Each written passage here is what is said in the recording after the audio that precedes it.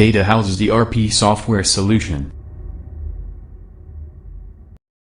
दोस्तों, अगर आप स्पीड प्लस यूजर हो तो अपने सॉफ्टवेयर में बैकअप कैसे लें इसके बारे में मैं विस्तार से बताने वाला हूं। कहां-कहां इसका बैकअप बनता है, कैसे इसके बैकअप को सेट कर सकते हैं।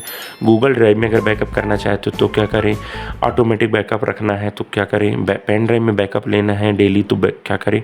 देखिए दोस्तों, कई बार क्या होता है, कंप्यूटर क्रैश हो जाता है या कि कंप्यूटर में कोई ख़राबी आ जाती है तो हमें अपना डेटा दोबारा से रिस्टोर करना पड़ता है। मान लीजिए आपने बिना हमसे बात किए, बिना बैकअप लिए आपने कंप्यूटर को फॉर्मेट कर लिया तो क्या होगा, उसके बाद आपको परेशानी ये होगी कि आपके पूरे आइटम या पूरा जो डेटा है वो लॉस हो जाएगा और आपको प्रॉब्लम होगी कि आप अपने आइटम के रेट वगैरह नहीं देख पाओगे।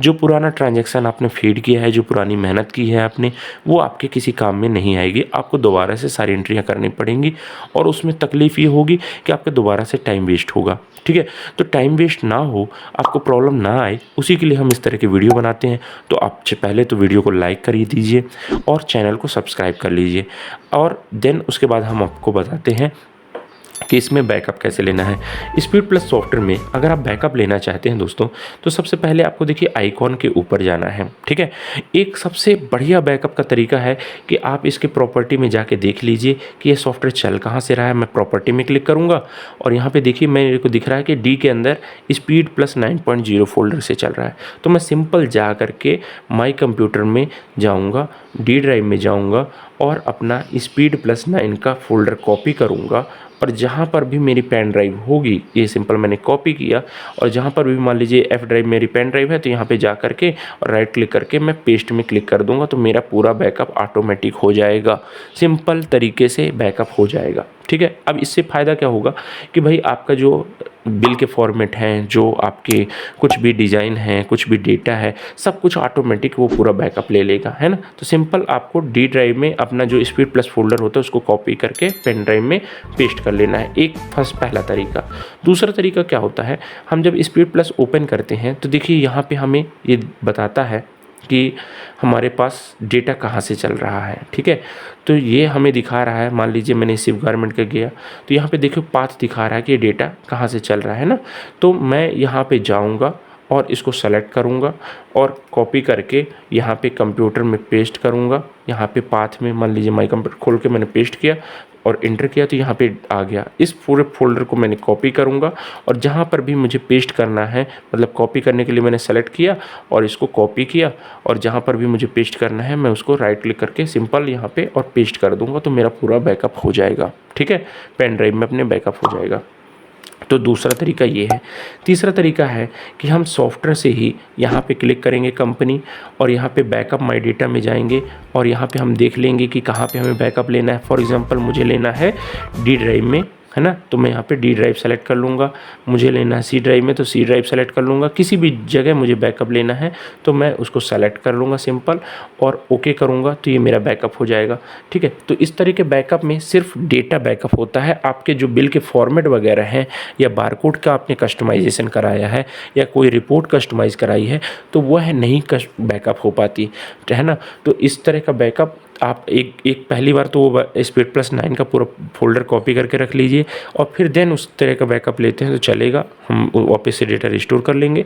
मगर आपको पूरा स्पीड प्लस फोल्डर का बैकअप रखना ही रखना है। ठीक है, अब तीसरा बैकअप कैसे होता है कि हम यहाँ पे सेट डेटाबेस पाथ में जाएं और यहाँ पे इनेबल ऑटो बैकअप का ऑप्शन आता है, यहाँ पे हम टिक कर दें और इसकी लोकेशन हम यहाँ पे डी ड्राइव में जा कर के अपना कोई फोल्डर है, हमने मान लीजिए कोई पेन ड्राइव है वहाँ पे ले जा कर के हमने इसको सेट कर दिया और हम चाहते हैं कि इसमें ऑटोमेटिक ये बैकअप होता रहे तो ये ऑटोमेटिक बैकअप उस पर होता रहेगा। अब हम जब भी यूज करेंगे सॉफ्टवेयर तो ऑटोमेटिक ये बैकअप होता रहता है। ठीक है, मतलब आप खोलेंगे तो अपने आप ये बैकअप वहाँ पे जाता जाएगा तो ऑटोमेटिक ये बैकअप सॉफ्टवेयर सेट कर लेता है। ठीक है, इसके अलावा अगर आप यहाँ पे अपनी मेल आईडी पे चाहते हैं बैकअप तो आप यहाँ पे आपको ईमेल आईडी डाल देना है, यहाँ पे अपना पासवर्ड डाल देना है, यहाँ पे टू आईडी डाल देना, मतलब किस आईडी से सेंड हो और किस आईडी पे रिसीव हो। तो आपको जो अपनी सेंडर आईडी है वो डाल करके और सिंपल अप्लाई कर देना है, तो आपके ईमेल आईडी चालू हो जाएगी, ऑटोमेटिक बैकअप होना चालू हो जाएगा। इसमें कहीं भी दिक्कत आती है आप हमसे कॉल करके हेल्प ले सकते हैं, वो हेल्प चार्जेबल होती है, आप कॉल करके हमसे ले सकते हैं, ठीक है। तो इस तरीके से आप इसको बैकअप सेट कर सकते हो, ऑटोमेटिक आपका बैकअप होता रहेगा, कंप्यूटर फॉर्मेट हो या ना हो, आपको कभी भी बैकअप लेना छोड़ना नहीं है, बैकअप लेते रहना है। क्योंकि कई बार हार्ड डिस्क क्रैश हो जाती है, एसएसडी अगर आप उपयोग कर रहे हो तो वो ख़राब हो जाती है, तो बैकअप जाएगा कहाँ पे, है ना। तो बैकअप आपको एक्सटर्नल पेन ड्राइव में या गूगल ड्राइव में या ईमेल पे आपको कहीं पे भी ज़रूर लेना है, ठीक है। अब मान लीजिए हमने ये देखा कि हमारा बैकअप हो चुका है या नहीं हुआ है, वो कहाँ से देखेंगे। तो जैसे हमने अभी डी ड्राइव में यहाँ पे हमने फोल्डर में गए और यहाँ पे आपने 13BN के अंदर हमने बैकअप लिया था ये, और यहाँ पे इसके अंदर हमने 13BN, है ना, यहाँ पे BSF कैंटीन के नीचे 22 है, यहाँ पे देखिए ये बैकअप हो गया है ना, हमने अभी बैकअप लिया ना, तो ये बैकअप आपका हो चुका है, ठीक है। तो इस तरीके से आपको बैकअप चेक कर लेना है कि बैकअप हुआ है आपका या नहीं हुआ है ना। और कभी भी जब आप फॉर्मेट कराते हो तो आप ना अपने टेक्नीशियन से ज़रूर बात कर लीजिए। अगर आपके सपोर्ट इंजीनियर नहीं हैं तो हमसे आप बात कर सकते हैं, हम आपको पूरी हेल्प कर देंगे। और यहाँ पे आप ये देखना है कि आपको पाथ कहाँ पे है वो चेक कर लेना है। और हमेशा इस सॉफ्टवेयर को डी ड्राइव में या एक्सटर्नल दूसरी ड्राइव में रखिए, सी ड्राइव में कभी मत रखिए। क्यों नहीं रखिए सी ड्राइव में, क्योंकि सी ड्राइव कभी भी फॉर्मेट हो जाती है, अगर वो फॉर्मेट हो गई तो आपका डेटा लॉस हो जाएगा। और आपने जितने भी आइटम आज तक बनाए होंगे, उनके रेट डाले होंगे, आपने पार्टियों के ट्रांजैक्शन किए होंगे, वो सब कुछ आपको मिलेगा ही नहीं।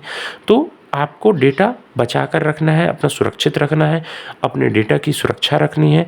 और डेटा को मल्टीपल जगह पे रखिए, जिससे कभी एक डेटा लॉस हो या ख़राब हो तो आपको दूसरा डेटा मिल जाए। हालांकि सॉफ्टवेयर ऑटो बैकअप लेता है, वो ऑटो बैकअप कहाँ पे लेता है वो भी मैं आपको दिखा देता हूँ, है ना। यहाँ पे आप जैसे मान लीजिए लोकेशन पे गए, आपने प्रॉपर्टी में गए, ओपन फाइल लोकेशन किया, तो यहाँ पे देखिए बैकअप का नाम का फोल्डर मिलता है। सॉफ्टवेयर स्पीड प्लस फोल्डर के अंदर ही बैकअप नाम का फोल्डर रहता है। ये देखिए जितनी भी मैंने कंपनी जब मैंने काम किया है वो सारा कुछ ऑटोमेटिक बैकअप लेता जा रहा है और ये बैकअप बनता जा रहा है ना। मैं किसी भी फोल्डर को ओपन करूँगा तो ये देखिए मंडे का बैकअप, ट्यूसडे का बैकअप, ऐसे अलग अलग बैकअप आपको मिलते जाएंगे और यहाँ पे आपका डेटा बनता जाएगा, ठीक है। तो इस तरीके से बैकअप सॉफ्टवेयर ऑटोमेटिक खुद लेता है, आपको बैकअप की टेंशन लेने की ज़रूरत नहीं है, बट उसको सुरक्षित रखने की ज़रूरत है आपको, है ना। आपको इसको सुरक्षित रखोगे तो प्रॉपरली आपका डेटा चलता रहेगा।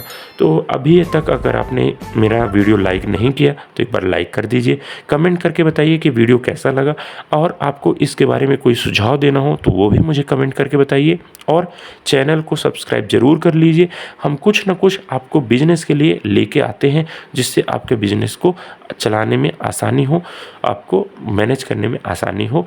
तो इसी तरह की वीडियो के लिए सब्सक्राइब जरूर कर लीजिए। Tata, bye bye.